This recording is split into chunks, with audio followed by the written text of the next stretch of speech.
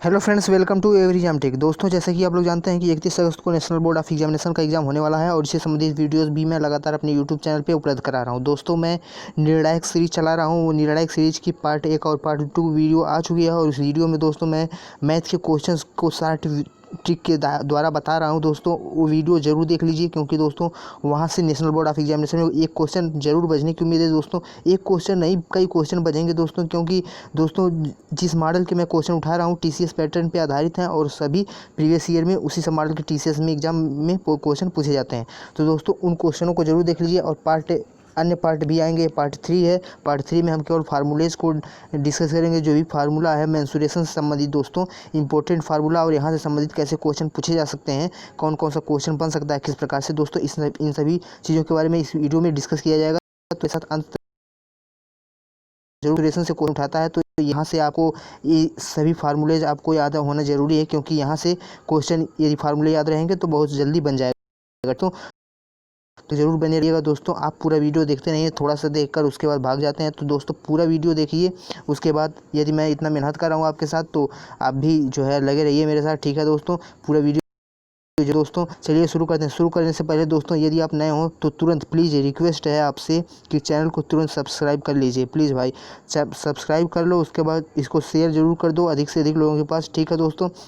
चलिए शुरू करते हैं और जानते हैं दोस्तों मेंसुरेशन संबंधी ये पहला जो आपके सामने फार्मूला निकल के आ रहा है दोस्तों, यह है विकर्णों की संख्या। दोस्तों, विकर्णों की संख्या से संबंधित क्वेश्चन पूछा जाता है एग्जाम में कि ये पूछ देगा कि किसी जो है बहुभुज की भुजाओं की संख्या 28 है तो उसमें कितने विकर्ण होंगे, ठीक है दोस्तों। उसमें कितने विकर्ण होंगे, 4 भुजा तो समझ में आता है कि 4 भुजा में यदि चतुर्भुज है तो 2 विकर्ण होगा, ये तो सब कोई बता लेगा। लेकिन 28 भुज है यदि, 23 भुज है यदि, 25 भुज है यदि, तो उसमें कितने विकर्ण होंगे, ऐसे क्वेश्चन यदि एग्जाम में पूछे जाते हैं तो स्टूडेंट्स तुरंत, यदि स्टूडेंट को फार्मूला नहीं पता है तो तुरंत वह बच जाता है, ठीक है दोस्तों। आपको फार्मूला पता रहेगा, आप नहीं बचेंगे, ठीक है दोस्तों। तो आपको क्या करना है, यहाँ पे आपको यही करना है दोस्तों कि यहाँ इसका फार्मूला होता है n-3/2, ठीक है दोस्तों। यदि 28 भुजा वाले बहुभुज का विकर्णों की संख्या पूछे तो 28 और कोष्टक में 28 - 3/2 करेंगे आप तो 28 ये हो जाएगा 14 और यहाँ पे आ जाएगा तो आपका 25। तो 14 × 25 कितना हो जाएगा, जितना हो जाएगा उतना आंसर आ जाएगा दोस्तों, ठीक है दोस्तों। तो जितना भी होगा उतना यहाँ पे आंसर आपका हो जाएगा विकर्णों की संख्या। तो इस प्रकार से ये क्वेश्चन सॉल्व हो जाते हैं यदि इस प्रकार के क्वेश्चन पूछे जाते हैं दोस्तों। प्रीवियस ईयर में टीसीएस के जितने भी एग्जाम हुए हैं वहाँ पे विकर्णों की संख्या से क्वेश्चन पूछा गया है, तो आप इसको हल्के में मत लीजिएगा। ये सभी जितने दिए हैं सभी इंपॉर्टेंट है आपके एग्जाम के लिए। तो दोस्तों दूसरे सूत्र पे, दूसरे फार्मूले पे पहुँचते हैं और जानते हैं कि किस पे आधारित दोस्तों ये पूछा जाए समबहुभुज के आंतरिक कोणों का योग, ठीक है दोस्तों। समबहुभुज के आंतरिक कोणों का योग यदि पूछे किसी समबहुभुज के, जैसे कि ये इस प्रकार से क्वेश्चन पूछेगा कि किसी चतुर्भुज के आंतरिक कोणों का योग बताइए, किसी पंचभुज के आंतरिक कोणों का योग बताइए, किसी षष्ठभुज के आंतरिक कोणों का योग हो जाए बताइए। तो यहाँ पे जितने भी भुज दिए रहेंगे तो यहाँ पे n बराबर वही भुज है, मतलब यदि चतुर्भुज पूछेगा तो हम फार्मूला ये वाला चूँकि यूज कर रहे हैं तो यहाँ पे 2n -4 जो है गुणे 90, ये चीज़ है फार्मूला हमारा। अब यहाँ पे ये चतुर्भुज पूछेगा तो 2 × 4 -4 गुणे 90 तो इस प्रकार से हम आंसर ला देंगे। यहाँ पे आ जाएगा 4 दूना 8 में से आ जाएगा 4, तो 4 × 90 तो 9 × 36 बराबर 360।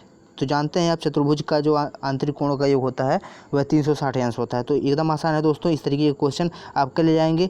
तो इस तरीके से क्वेश्चन यदि पूछता है तो आप कर ले जाएंगे। चतुर्भुज के आंतरिक कोणों का योग, पंचभुज के आंतरिक कोणों का योग, तो 2n - 4 × 90, इस तरीके से आप क्वेश्चन तुरंत सॉल्व कर जाएंगे, ठीक है दोस्तों।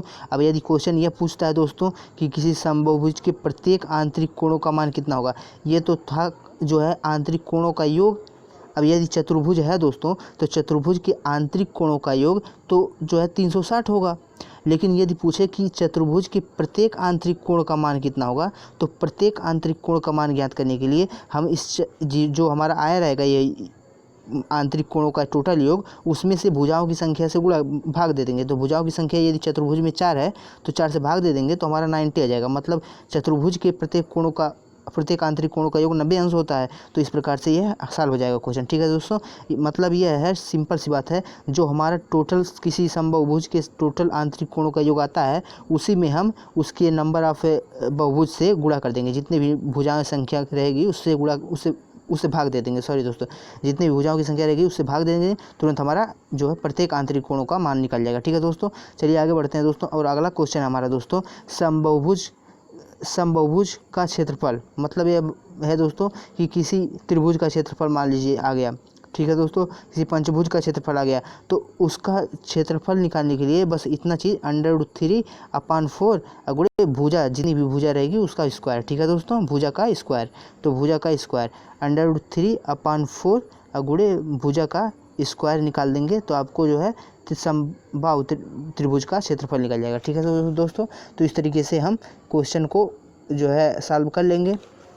भुजा का अर्थ यहाँ पे दोस्तों ये है कि जैसे कि भुजा कितनी लंबी है, कि समबाहु है, तो दोस्तों जानते हैं आप कि सभी भुजाएं समबाहु में बराबर होती हैं, समबाहु त्रिभुज की सभी भुजाएं एक दूसरे के बराबर होती हैं। ठीक है दोस्तों, यदि ये 5 मीटर है तो ये भी 5 मीटर होगा, ये भी 5 मीटर होगा। अब दोस्तों यदि इसका क्षेत्रफल निकालने को कहेगा आपको, तो 3/4 रखेंगे और गुणे 5 का जो है स्क्वायर कर देंगे, तो तुरंत आपका आंसर आ जाएगा। तो इस प्रकार से आप जो है समबाहु त्रिभुज का क्षेत्रफल निकाल लेंगे। ठीक है दोस्तों, 3/4 इंटू भुजा का स्क्वायर। ठीक, अब अगला क्वेश्चन, अगला जो फार्मूला है दोस्तों, इस फार्मूले का यूज कहाँ हो सकता है, तो वृत्त का परिमाप निकालने के लिए। यदि वृत्त का परिमाप पूछेगा कि वृत्त का परिमाप बताइए, त्रिज्या दे देगा कि त्रिज्या इतना सेंटीमीटर है, तो परिमाप बताइए, तो 2πr। आप जानते हैं बहुत ही आसान है। आगे बढ़ते हैं दोस्तों, अगला सूत्र है दोस्तों हमारा समांतर चतुर्भुज का क्षेत्रफल। तो समांतर चतुर्भुज का क्षेत्रफल आप जानते हैं कि आधार जो भी रहेगा, समांतर चतुर्भुज आप इसे कह देंगे।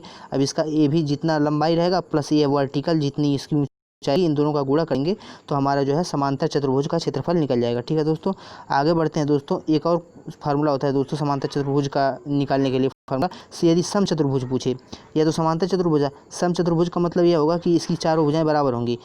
ए चतुर्भुज तो होगा लेकिन चारों भुजाएं, यदि ए सेंटीमीटर है ये है तो ए सेंटीमीटर ए भी होगी।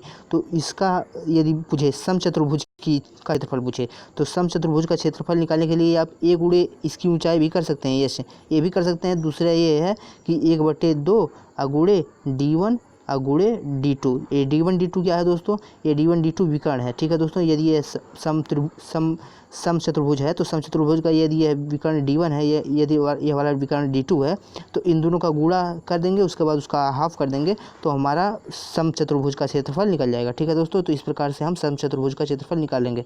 आगे बढ़ते हैं दोस्तों, अगला क्वेश्चन हमारा, अगला जो सूत्र है दोस्तों, सिलेंडर का पृष्ठीय क्षेत्रफल कितना होता है। तो सिलेंडर का क्षेत्रफल यदि पूछेगा, किसी सिलेंडर का पृष्ठीय क्षेत्रफल पूछेगा, तो 2πr, आप जानते हैं 2πr परिध होता है किसी भी वृत्त का नीचे, तो वृत्त का परिध 2πr into H, height into H. ठीक है दोस्तों, तो 2πr इंटू एच जो होता है इस सिलेंडर का या बेलन का क्षेत्रफल हो जाएगा। ठीक है दोस्तों, अब आयतन पूछेगा तो πr² इंटू हो जाएगा आयतन। ठीक, ये दोनों आसान है। तो क्षेत्रफल यदि किसी सिलेंडर या बेलन का क्षेत्रफल पूछेगा तो 2πrh, यदि आयतन पूछेगा πr²h। ठीक, आगे बढ़ते हैं दोस्तों, अगला क्वेश्चन हमारा कि गोले का आयतन बताइए। तो गोले का आयतन के लिए फार्मूला होता है 4/3 πr³ होता है, और अर्धगोले का आयतन जो होता है यह 4/3 का आधा कर देंगे, तो 4/3 का आधा करेंगे तो 2/3 πr³ हो जाएगा। ठीक, अब अगला क्वेश्चन है दोस्तों, इस तरीके का क्वेश्चन भी एग्जाम में पूछा जाता है। ये सूत्र जो है, यह त्रिज्यखंड का क्षेत्रफल निकालिए। ऐसे आपको वृत्त दे देगा, तो इस वृत्त में यह दे देगा कि यह जो है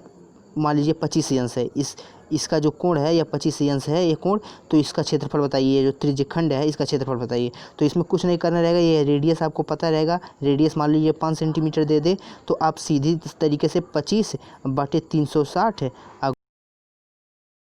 गुणा पाई गुणे r, मतलब 5 का स्क्वायर कर देंगे, आपका आंसर आ जाएगा। ठीक है दोस्तों, मतलब थीटा जो भी कोण दिया रहेगा, अंश जो भी दिया रहेगा, उसमें 360 से भाग दे देंगे और गुणे πr² से गुणा कर देंगे। ठीक है दोस्तों, आपका आंसर आपके हाथ में होगा यदि त्रिज्यखंड का क्षेत्रफल आपसे एग्जाम में पूछता है तो।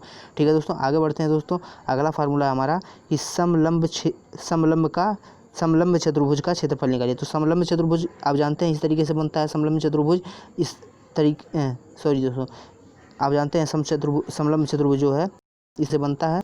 तो यहाँ पे यदि यह a सेंटीमीटर है, ये वाला b सेंटीमीटर है, इसकी हाइट जो है h है, तो आपको कुछ नहीं करना है, 1/2 गुणे इन दोनों को जोड़ देना है, इसको और इसको जोड़ देना है, a + b गुणे उसमें हाइट की ऊंचाई की गुणा कर देना है। तो आपका फार्मूला क्या आ जाएगा, फार्मूला आ जाएगा 1/2 गुणे a + b गुणे h। इस तरीके से आपका यह जो है समलंब चतुर्भुज का क्षेत्रफल हो जाएगा।